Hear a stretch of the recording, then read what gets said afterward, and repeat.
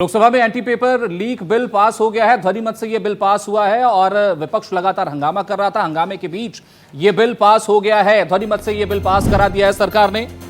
तो विपक्ष के हंगामे के बीच anti paper leak bill pass हुआ है। लंबी बहस और हंगामे के बाद ध्वनि मत से यह बिल पास हुआ है और लोकसभा की कार्रवाई अब कल तक के लिए स्थगित कर दी गई है।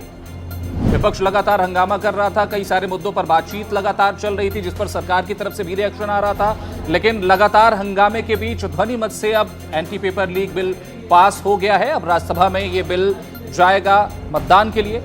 लोकसभा में यह बिल पास हो गया है। विपक्ष लगातार हंगामा कर रहा था। कल मैराथन चर्चा भी इस बिल पर हुई थी। तो आपको सुनाते हैं राहुल गांधी ने क्या कहा था कुछ। That the so-called Home Minister of this country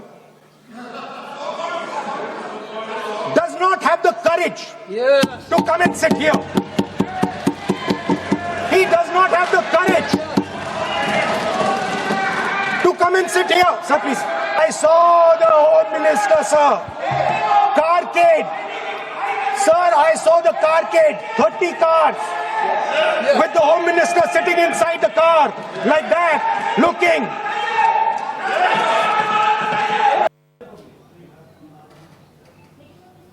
तो लोकसभा में ध्वनि मत से यह बिल पास हुआ है। विपक्ष लगातार हंगामा कर रहा था, लगातार चर्चा हो रही थी और चर्चा के दौरान सरकार अपनी बातें रख रही थी। विपक्ष लगातार छात्रों के मुद्दों को उठाने की बात कर रहा था। जिस तरह से प्रदर्शन वहां पर हुआ था, जिस तरह से बर्बरता की गई थी, उसको लेकर कांग्रेस लगातार मुखर वहां पर थी और बाकी जो विपक्षी पार्टियां वो भी लगातार एक के बाद एक सरकार पर सवाल उठा रही थी। वहीं सत्ता पक्ष की तरफ से लगातार यह कहा जा रहा था कि यह जरूरी बिल है और छात्रों के लिए बेहद महत्वपूर्ण यह बिल है। और इस दौरान विपक्ष का लगातार हंगामा जारी था और हंगामे के बाद ध्वनि मत से यह बिल पास हो गया।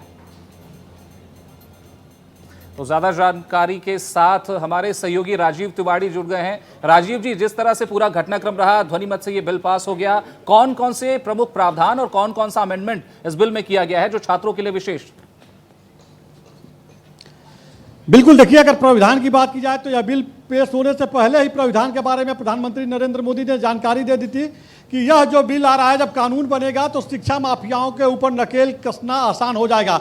इसमें जो सजा है वो 10 साल तक की सजा है, 10 करोड़ तक का जुर्माना है और सुनवाई के लिए फास्ट ट्रैक कोर्ट बनाए जाएंगे जहां पे डे बाय डे सुनवाई होगी। बड़ी बात यह है कि देखिए, इस तरह के कानून जो है बनाए गए थे, पहले भी 2024 में लागू किया गया था, लेकिन इतना कठोर कानून नहीं था। अब उसी को संशोधन किया गया है और इसको लेकर कहीं लगातार विपक्ष आपत्ति जता रहा था। विपक्ष का कहना था कि वही कानून है, बस उस पर थोड़ा सा इर्द गिर्द घुमाया जा रहा है, आंख में धूल झोंका जा रहा है। यह अखिलेश यादव कल पार्लियामेंट में बोल रहे थे। लेकिन सरकार की तरफ से साफ तौर पे कहा जा रहा है कि जब यह बिल कानून बनेगा उसके बाद जो है छात्रों के भविष्य के साथ कोई खिलवाड़ नहीं करेगा, चाहे वो नीट एग्जाम हो या कोई भी प्रतियोगी परीक्षा हो। पेपर लीक करने से पहले जो माफिया है वो 100 बार सोचेंगे। सरकार का सीधे तौर पर कहना है कि यह जो बिल लाया जा रहा है उसमें ऐसा प्रावधान रखा जाएगा कि चाहे जो भी माफिया हो बचेगा नहीं। लेकिन सबसे बड़ी बात यह है कि यह बिल इसीलिए टेबल किया गया था कि इस पर डिबेट होगा और सत्ता पक्ष के लोग इसकी अच्छाई बताएंगे और इसमें क्या कमी है वो विपक्ष के लोग बताएंगे। लेकिन यह हो नहीं पाया। कल भी जो है 9 घंटा डिबेट हुआ और आज जब राहुल गांधी बोल रहे थे तब भी देखा गया जो विपक्ष के और कांग्रेस से जो विपक्षी पार्टी के जो नेता दिखे वो सब केवल एक दूसरे की आलोचना करते हुए नजर आए। मतलब जो भारतीय जनता पार्टी के मंत्री हैं, नेता हैं और जो छात्रों के ऊपर जो प्रोटेस्ट के दौरान लाठीचार्ज हुआ है उसको बड़ा मुद्दा बनाने की कोशिश की गई।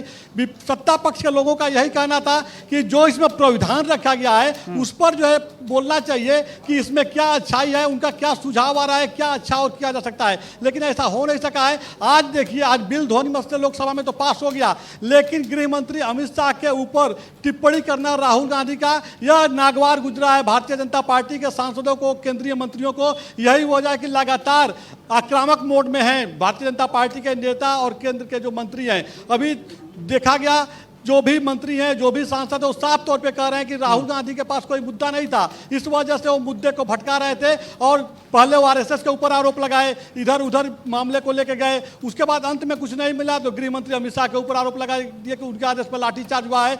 अगर आरएसएस के ऊपर जिस तरह से इन्होंने बिल्कुल राजीव जी, हंगामा लगातार होता रहा, लेकिन फिलहाल ध्वनि मत से ये बिल पास हो गया है। अब राज्यसभा में पेश होगा और कानून बनने के बाद कितना फायदा छात्रों को इससे मिलता है ये देखने वाली बात। फिलहाल हमारे साथ जुड़ने के लिए और जानकारी साझा करने के लिए धन्यवाद आपका।